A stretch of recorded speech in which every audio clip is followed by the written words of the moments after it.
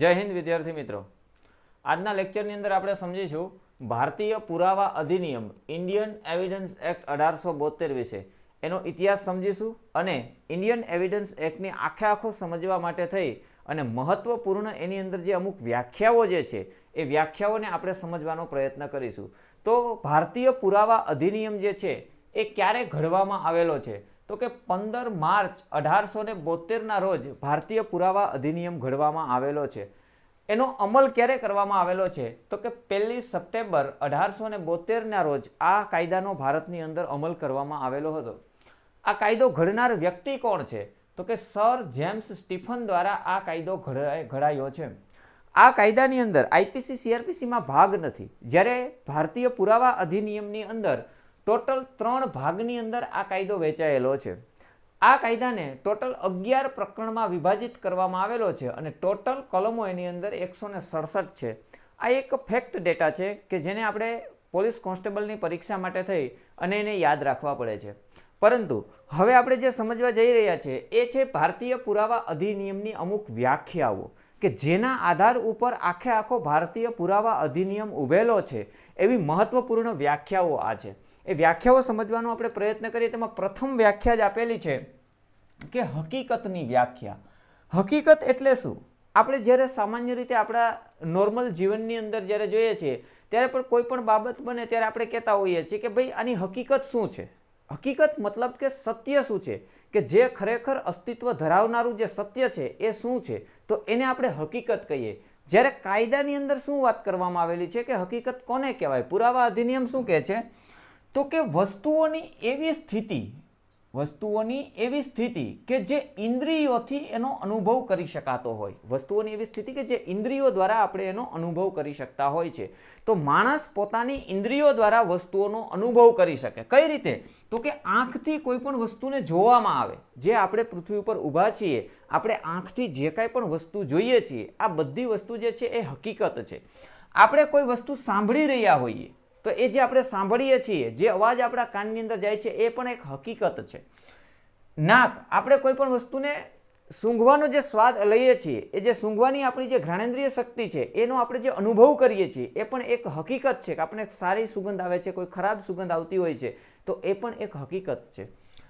જીભનો સ્વાદ જે છે, આપણે જે પણ સ્વાદ લઈએ છીએ એ બધા જે જીભના જે સ્વાદ છે હકીકત છે. સ્પર્શનો આનંદ, આપણે કોઈ પણ જે સ્પર્શ કરીએ છીએ, કોઈ પણ શરીર ઉપર જે સ્પર્શ થતો હોય છે, એ સ્પર્શ જે છે એ પણ એક પ્રકારની હકીકત છે. આપણે કોઈ જગ્યાએ બગીચાની અંદર ફરવા જતા હોઈએ છીએ અને જે હાથમાં હાથ નાખીને બે મિત્રો જતા હોય છે, તો એ જે સ્પર્શ જે છે એ પણ એક હકીકત જે છે.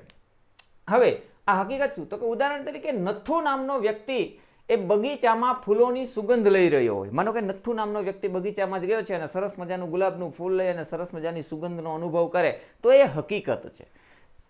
દાખલા તરીકે બોમ્બ બ્લાસ્ટનો અવાજ થયો અને નથુ નામના વ્યક્તિએ સાંભળ્યો, તો આ વ્યક્તિએ જે પોતાના કાનથી જે બોમ્બ બ્લાસ્ટનો જે અવાજ જે સાંભળ્યો છે એ પણ એક હકીકત છે એમ કહી શકાય.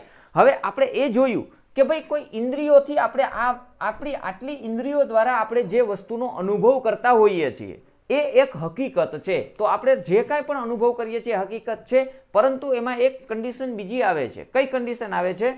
તો કે માનો કે જ્યારે તમને સ્વપ્ન અવસ્થાની અંદર હો છો, આપણે રાત્રે જ્યારે સૂઈ જઈએ છીએ ત્યારે આપણને સ્વપ્ન આવે તો આપણી આંખોથી આપણે જોતા હોઈએ છીએ એવો આપણને અહેસાસ થાય છે. આપણે કોઈ વસ્તુ સાંભળતા હોઈએ એવો આપણને અહેસાસ થતો હોય છે.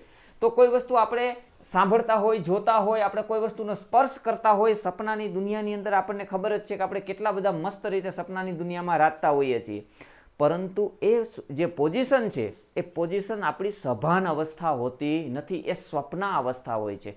એટલા માટે હકીકત હોવા માટે થઈ અને કાયદાની અંદર એક કન્ડિશન મૂકવામાં આવી છે કે તમારી એ સંજોગોની અંદર તમારી જે માનસિક સ્થિતિ છે એ કેવી હોવી જોઈએ? સભાન હોવી જોઈએ. તમે સપના અવસ્થાની અંદર જોતા હો, સાંભળતા હો, સૂંઘતા હો, સ્વાદનો આનંદ માણતા હો કે સ્પર્શનો આનંદ તમે માણતા હો સ્વપ્નાની અંદર, તો એ હકીકત નથી. કારણ કે તમારી ત્યાં માનસિક સ્થિતિ જે છે એ સભાન અવસ્થાની સ્થિતિ નથી.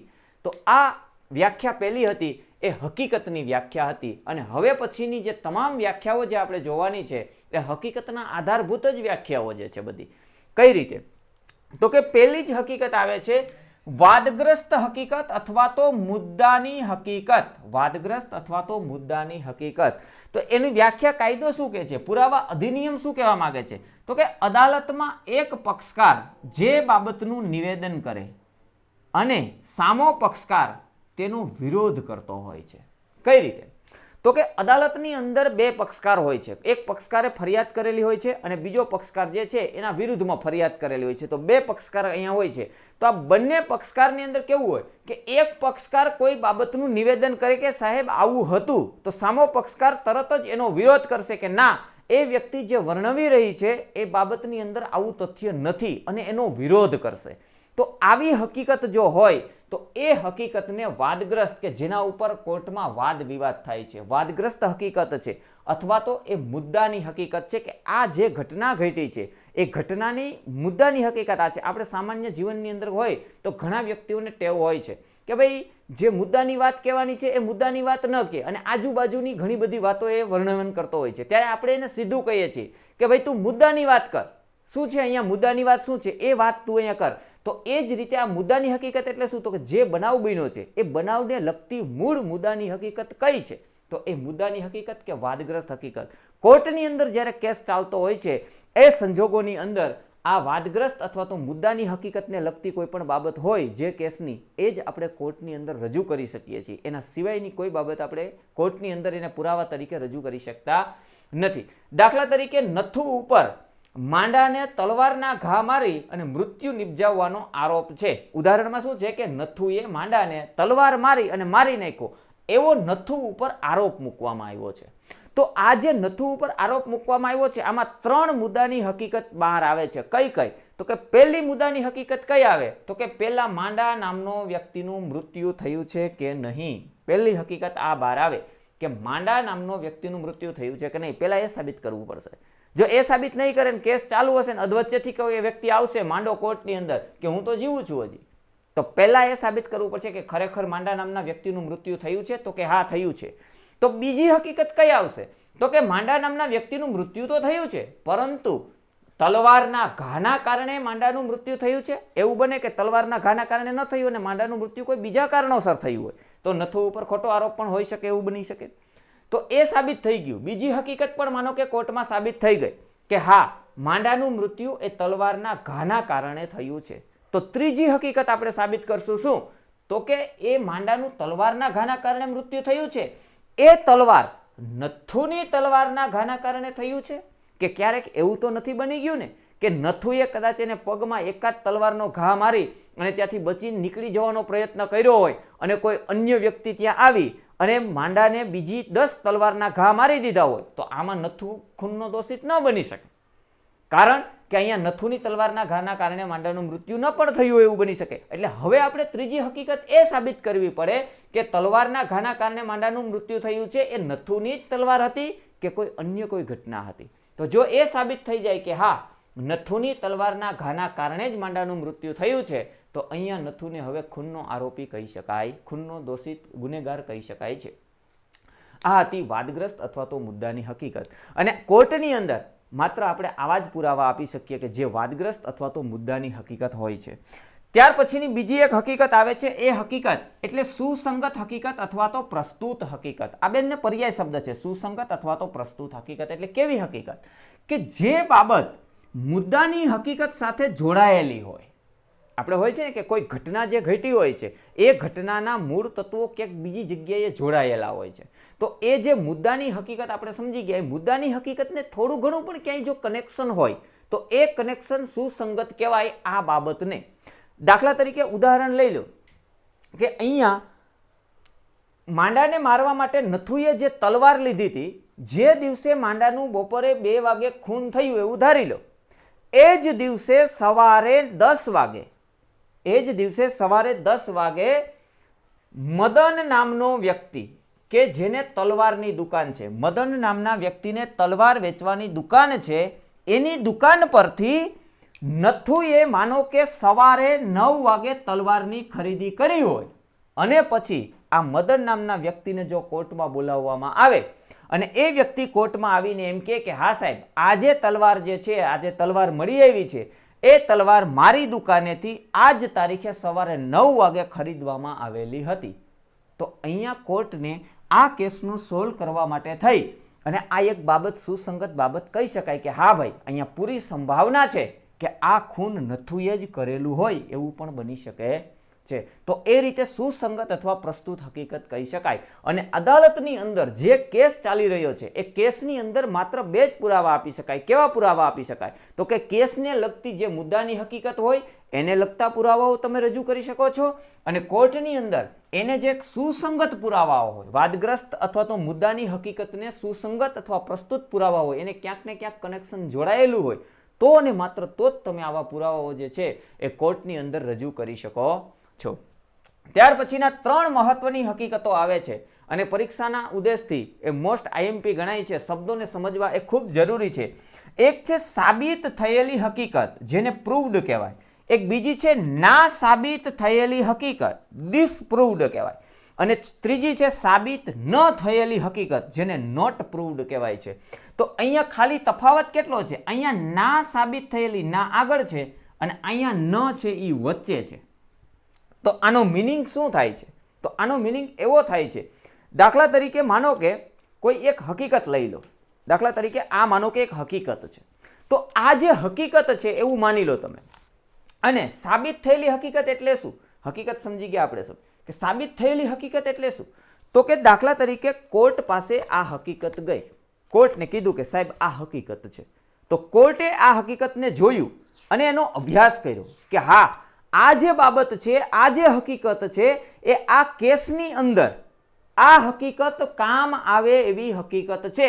આ હકીકતનું આ કેસના સોલ્વ કરવામાં ક્યાંક અસ્તિત્વ છે, એવી સંભાવના રહેલી છે, એવી સંભવ છે કે આ હકીકતના કારણે કોર્ટમાં કેસ આગળ વધી શકશે અને નિર્ણય સુધી કોર્ટને પહોંચવામાં આ હકીકત ક્યાંક ને ક્યાંક મદદરૂપ થવાની છે. તો આ હકીકતને સાબિત થયેલી હકીકત કહેવાય કે આ કેસની અંદર આ હકીકત કેવી થઈ ગઈ છે? સાબિત થયેલી હકીકત, એટલે કે પ્રૂવડ થયેલી, પુરવાર થયેલી હકીકત છે કે આ કેસમાં આનું કામ છે. પરંતુ જજ સાહેબે જોયા પછી, કોર્ટે આનો અભ્યાસ કર્યા પછી કોર્ટને એવું લાગે કે આ હકીકત જે છે એનું આ કેસમાં કંઈ કામ નથી. આ કેસ અલગ છે ને આ હકીકત પણ અલગ છે, આનું કંઈ આ કેસમાં કામ નથી. તો એવા સંજોગોની અંદર જજ સાહેબ શું કહેશે કે ભાઈ આ હકીકતનું આમાં આપણે કંઈ કામ છે નહીં. તો આ હકીકત હવે આ કેસ માટે કેવી થઈ ગઈ? ના સાબિત થઈ ગઈ, ડિસપ્રૂવડ થઈ ગઈ. એટલે કે આ કેસમાં આ હકીકતનું કાંઈ અસ્તિત્વ નથી. આ કેસની અંદર આ હકીકતનું સંભાવના પણ નથી કે ભવિષ્યમાં કેસનું જ્યારે સોલ્યુશન થાય ત્યારે આ હકીકત કોઈ કામ આવે એવું કશું લાગતું નથી. તો આ હકીકત જે છે કેવી થઈ ગઈ? ના સાબિત થઈ ગઈ, ડિસપ્રૂવડ થઈ ગઈ. અને જો અસ્તિત્વ હોય તો પ્રૂવડ થઈ ગઈ. પરંતુ આ શબ્દ કે સાબિત ન થયેલી હકીકત, હવે ખરેખર આમ જોવા જાવ તો આની વ્યાખ્યા કેવી છે કે જે હકીકત સાબિત થયેલી હકીકત ન હોય, જે હકીકત ના સાબિત થયેલી હકીકત ના હોય, તેવી હકીકતને સાબિત ન થયેલી હકીકત કહેવામાં આવે છે. એવી વ્યાખ્યા છે. તેનો મિનિંગ શું થયો? તો કે જજ સાહેબને માનો કે તમે આ હકીકત લઈને જજ સાહેબ પાસે ગયા અને જજ સાહેબને તમે કીધું કે સાહેબ આ હકીકત જે છે એ આ કેસની અંદર તમને કામ આવે એવી હકીકત છે. તો જજ સાહેબ જો એનો અભ્યાસ કરશે ને જોહે કે હા આ હકીકત કામ આવે એવી છે, તો એ હકીકત સાબિત થયેલી થઈ જાય. જજ સાહેબ એમ કહે કે આનું કંઈ કામ નથી, આ જોયા પછી એમ કહે કે આનું કંઈ કામ નથી, તો હકીકત ના સાબિત થયેલ થઈ જાય. પરંતુ જજ સાહેબ ઉતાવળમાં છે અને જજ સાહેબે આ હકીકતને જોઈ જ નહીં, મૂકી દીધી. અને તમે જઈને કીધું કે સાહેબ આ કેસની અંદર આ હકીકત કામ આવે એવી છે, અને જજ સાહેબે શું કીધું કે એક કામ કરો, અત્યારે મારી પાસે ટાઈમ નથી, આ હકીકતને તમે ફાઇલમાં મૂકી દો, આપણે ભવિષ્યની અંદર જ્યારે નેક્સ્ટ તારીખ આવશે ત્યારે આ હકીકતનો અભ્યાસ કરીને આપણે જોઈ લેવું કે હકીકત કામ આવે એવી છે કે નથી કામ આવે એવી. તો આ હકીકતને જોયા વગરની જજ સાહેબે ફાઇલમાં મુકાવી દીધી. તો આ હકીકત સાબિત ન થયેલી હકીકત થઈ ગઈ છે, પડી રહી છે, જોઈ જ નથી. એને અભ્યાસ કરે તો ખબર પડે કે સાબિત થયેલી છે કે ના સાબિત થયેલી છે, પરંતુ એનો અભ્યાસ જ નથી કર્યો ને હકીકત એમનેમ પડી છે. ભવિષ્યમાં સંભાવના છે કે કદાચ જજ સાહેબ એમ કે કામ આવે એવી છે, અને કદાચ એવું પણ કહી શકે કે આનું કંઈ કામ છે નહીં. તો આ બેમાંથી એકેય સંજોગ જો ન થયા હોય ને હકીકત એમનેમ પડી રહી હોય, તો એવી હકીકત જે છે એને સાબિત ન થયેલી, એટલે કે નોટ પ્રૂવડ, હજી એના ઉપર કોઈ જાતનું પુરવાર થયેલું નથી કે આ પુરવાર થશે કે નહીં થાય, એટલે નોટ પ્રૂવડ છે, સાબિત ન થયેલી હકીકત છે. તો આ 3 શબ્દ અતિ મહત્વના છે: સાબિત થયેલી હકીકત, ના સાબિત થયેલી હકીકત અને સાબિત ન થયેલી હકીકત. પુરાવા અધિનિયમની અંદર મિત્રો પોલીસ કોન્સ્ટેબલની પરીક્ષા તમે જ્યારે આપવા જઈ રહ્યા હોય ત્યારે તમારા માટે આ વસ્તુ જે ઇતિહાસ જે છે ફેક ડેટા ગોખી નાખવાના છે અને આ જે હકીકતની જે વાત છે એ હકીકતની વાત તમારા પોલીસ કોન્સ્ટેબલના પેપરમાં ક્યાંક ને ક્યાંક કન્સેપ્ટ બેઝની અંદર ઘણી બધી મહત્વનો ભાગ ભજવશે. અને આગળનો જે પુરાવા અધિનિયમની અંદર જે જોગવાઈ કરવામાં આવી છે એ તમામની અંદર એક જ વસ્તુ કરવામાં આવી છે કે ભાઈ તમે વાદગ્રસ્ત અને સુસંગત હકીકતને લગતા જ પુરાવાઓ તમે આપી શકો છો અને એના સિવાયના કોઈ પુરાવાઓ તમે આપી શકતા નથી. ક્યાંક ને ક્યાંક કોઈક કનેક્શન જોડાયેલું હોય તો એને સુસંગત હકીકત કહેવામાં આવે છે અને એ જ પુરાવા તમે આપી શકો છો. તો આશા રાખું છું મિત્રો કે તમને આ વિડીયોની અંદર આ લેક્ચરમાં બધું સમજાઈ ગયું હશે. ફરી મળીશું આપણે નેક્સ્ટ લેક્ચરની અંદર. ત્યાં સુધી જય હિન્દ.